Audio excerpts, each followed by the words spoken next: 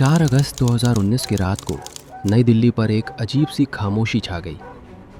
घड़ी में अभी 11 भी नहीं बजे थे कि एक कार चुपचाप राष्ट्रपति भवन के मुख्य द्वार पर आकर रुकी और नरेंद्र मोदी को उससे बाहर निकलते देखा गया।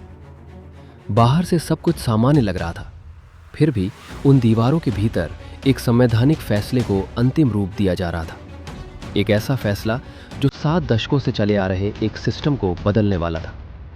ठीक उसी पल कश्मीर घाटी में एक अलग तरह की हलचल मच रही थी।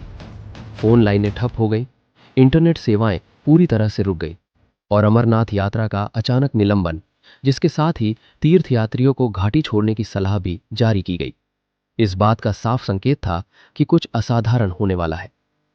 राजनीतिक नेताओं के बीच संचार के तार टूट रहे थे, प्रशासनिक गतिविधियां तेज हो रही थी और आम जनता के बीच अनिश्चितता की एक खामोश लहर फैल गई थी। इस पूरी कहानी के बिल्कुल केंद्र में था अनुच्छेद 370। इस दिन को सही मायने में समझने के लिए हमें इतिहास की परतों को पलटना होगा।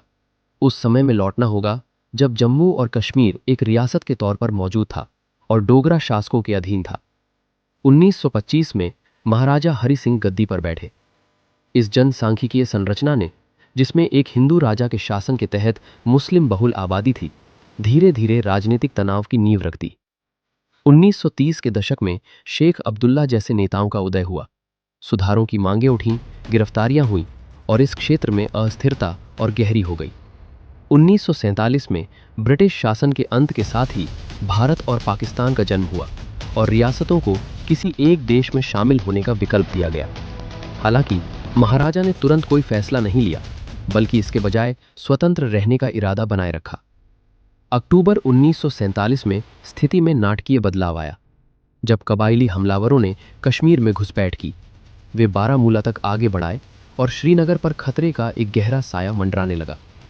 इस आपात स्थिति का सामना करते हुए 26 अक्टूबर 1947 को विलय पत्र पर हस्ताक्षर किए गए और भारतीय सेना ने स्थिति को काबू में करने के लिए हस्तक्षेप किया। इसी बीच जवाहरलाल नेहरू इस मामले को संयुक्त राष्ट्र में ले गए। इसके बाद युद्ध विराम की घोषणा की गई और नियंत्रण रेखा, लाइन ऑफ कंट्रोल, अस्तित्व में आई, जिसने प्रभावी रूप से इस क्षेत्र के भूगोल को 2 हिस्सों में बांट दिया। बाद के वर्षों में विशेष परिस्थितियों को देखते हुए संविधान में एक अस्थायी प्रावधान अनुच्छेद 370 जोड़ा गया। इस अनुच्छेद के तहत रक्षा, विदेश मामले और संचार जैसे विषयों को छोड़कर अन्य विषयों पर कानून बनाने के लिए राज्य की सहमति आवश्यक थी। 1954 में एक राष्ट्रपति आदेश के जरिए अनुच्छेद 35A लागू किया गया, जिसने स्थायी निवासी शब्द को परिभाषित किया और जमीन, रोजगार तथा अन्य विशेषाधिकारों से जुड़े कुछ विशेष अधिकारों को इस दर्जे से जोड़ दिया।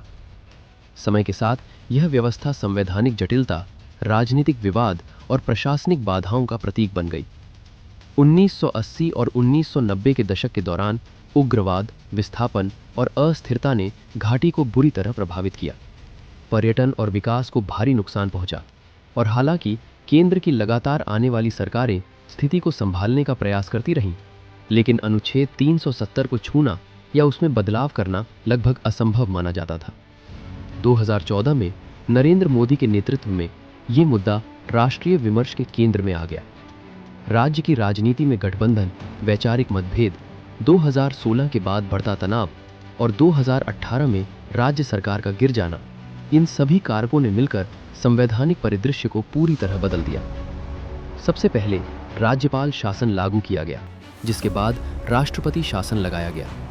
इसका सीधा सा अर्थ ये था कि राज्य विधानसभा की विधायी शक्तियां संसद को हस्तांतरित हो गई और ठीक इसी मोड़ पर एक नई कानूनी संभावना उभरकर सामने आई। 2019 की गर्मियों में सुरक्षा व्यवस्था कड़ी कर दी गई, अतिरिक्त सुरक्षा बल तैनात किए गए और 4 अगस्त को कई प्रमुख राजनीतिक नेताओं को नजरबंद कर दिया गया।